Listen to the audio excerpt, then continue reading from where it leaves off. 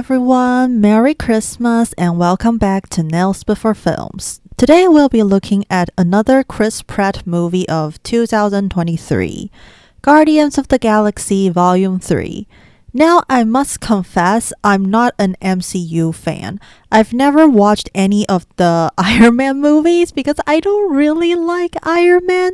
Before you take out your pitchforks and start typing, how dare you dislike Iron Man? Let me explain.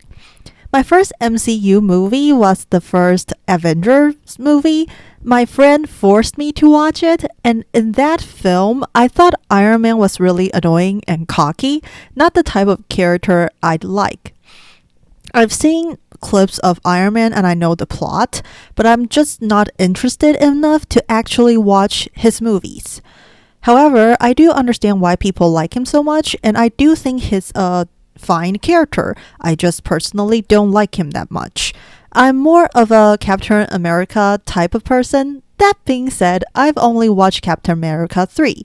I haven't watched 1 and 2 yet. I did watch the first 3 Thor movies, but that was mostly because so many people were shipping Thor and Loki, and I wanted to know why. Oh, and I watched all of the Avengers movies, the first 2 Ant-Man movies, Captain Marvel, Black Panther, Doctor Strange, the 3 Spider-Man movies, and of course the Guardians of the Galaxy movies. Out of the 19 MCU movies I've only watched 5 in theaters. So you can tell I don't really care for them that much. I think they're fun, but nothing that I would watch again and again, and mostly forgotten overnight. I've always been more of a DC fan, but they're pretty much dead to me at this moment. Anyway, while I think most MCU movies are just fun action flicks, there is one exception, and that's Guardians of the Galaxy 2. That is probably the only MCU movie I would say I love.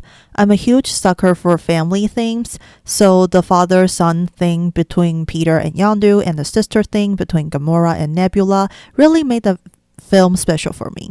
And this is the first MCU movie that made me emotional, something I didn't think was possible. I actually cried when Yondu died, and I was so surprised that a supposedly comedic movie was capable of such death. So Guardians of the Galaxy holds a special place in my heart. After Endgame, I've only watched 2 MCU movies, No Way Home and Guardians of the Galaxy 3.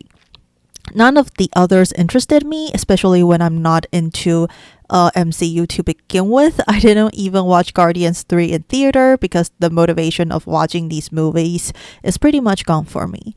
But still, I wanted to see the final Guardians movie by James Gunn, so I watched it for my year-end review. It was good. I enjoyed it very much, but not to the point that I regret not seeing it in theaters. They didn't go out with a bang, in my opinion, but it was definitely a satisfying end to Gunn's Guardians. Let's go over what I don't like about the movie first. I like to get the negatives out of the way. I think they really overdo the music in this one. There's like a song every 5 minutes, and most of them don't fit the scene that well. For me, it feels like the songs are there to show off their playlist, not to accompany the scenes. The reason why people like the soundtrack in the first 2 movies is not only because the songs are cool, but also because they really enhance the scenes. It's quite a shame most of the songs in this movie didn't have that effect. Next, while I was able to go through the movie in one sitting and it didn't exactly feel dragged on in my opinion, I do think 2.5 hours is a bit too long. Some of the jokes didn't need to go on for that long, like the one where they're talking about the comms button on their suit. We get it.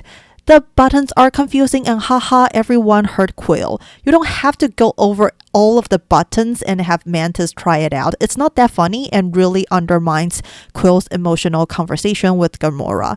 I'm fine with the joke of everyone hearing him. I just think it's too long. Same with the whole breaking sequence, which went on for way too long when nothing is really achieved. Again, I'm not saying they should cut it out entirely. There are some moments I think are significant in that breaking sequence. For example, I like how Quill gets to see that this Gamora isn't the Gamora he knew. I think that's important.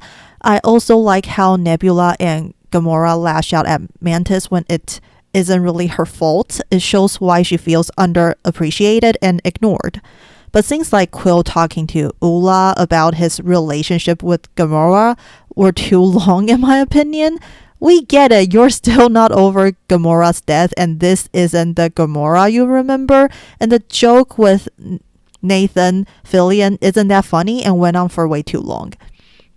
There are also some jokes that seem excessive, like Nebula struggling to open a car door, especially when there's the joke of Quill not being able to drive right after that.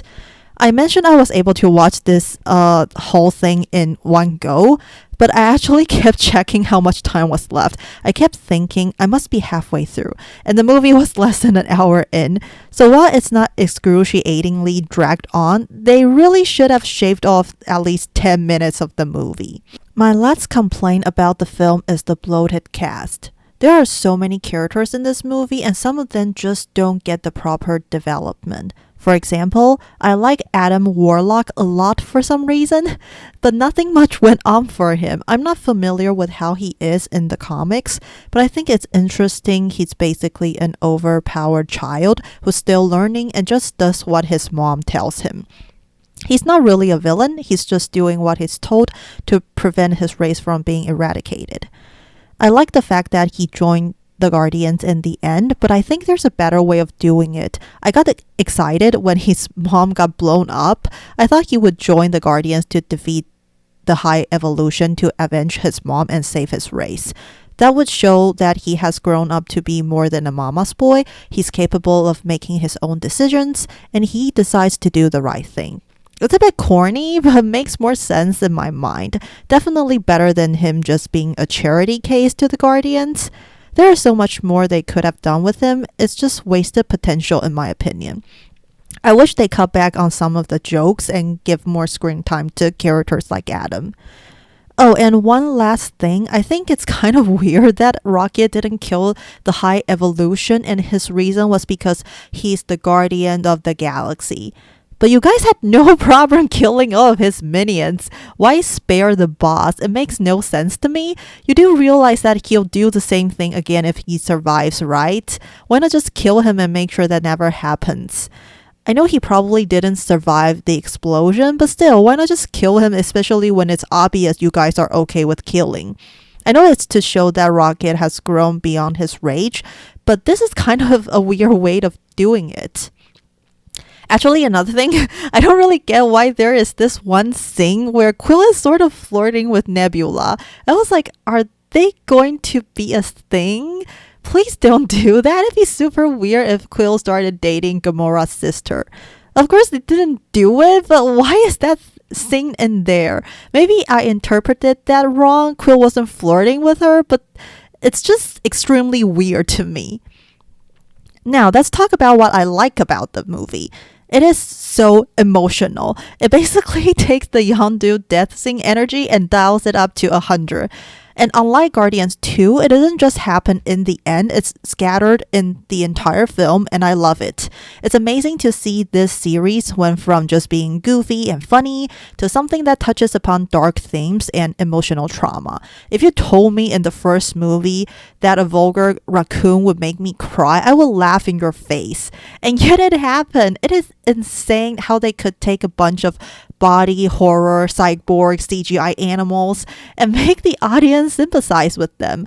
I've always been a sucker for family and friend theme, and I cried so hard when Rocket's friends died and Rocket thought it was his fault. I was like, stop making me feel bad for a damn raccoon. Anyway, I'm amazed that they were able to step up their emotional game from the second film, which was already great in my opinion, so I applaud them for that. Good job, movie. Next, the villain is interesting. He's a bit over the top sometimes, but it makes sense he's losing his mind from playing God. The High Evolutionary has an interesting motive, and it makes sense why he thinks everything he did was justified. I like the idea that mortals can be God, and trying to do so would make one go insane. I also like the message that things aren't supposed to be perfect, and that's completely fine. The Guardians aren't the perfect family. They fight all the time and they're flawed people, but they care for each other. And in the end, being together makes them stronger as a whole. It's a great contrast between how the High Evolutionary lost his people's trust and became alone because of his obsession with perfection, and how the imperfect Guardians came together as a family and defeat him in the end. It's a great message that everyone can relate to.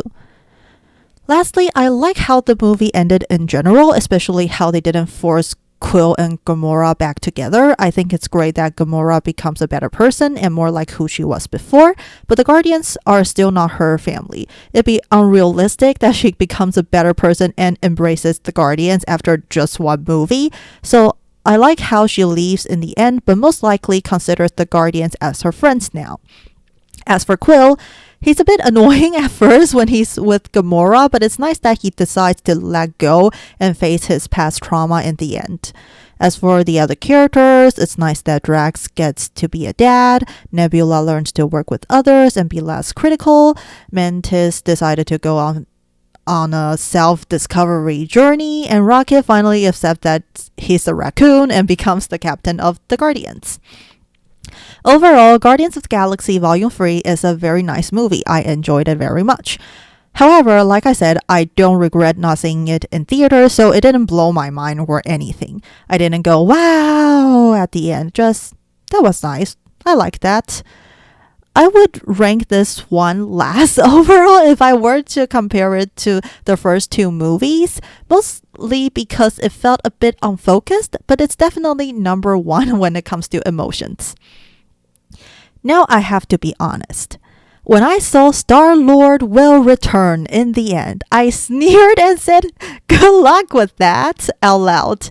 Like seriously, you guys have no idea how to bring him back for another movie. You're just throwing that out there and hoping people will get excited. What even is MCU's plan at this point? It's funny that they think people would go, yay, when they see that. Also, the movie is so disconnected from the MCU as a whole. Do you really think people are cheering for Star-Lord to show up in another MCU movie? At least I don't. This is a good ending for him, and I'm not looking forward to seeing him again. It's just not necessary. So while this is pretty enjoyable on its own, it really doesn't help MCU as a whole. Oh well, I'm not an MCU fan to begin with, so not my problem. Hope you guys enjoy my review and my Rocket Star-Lord nails.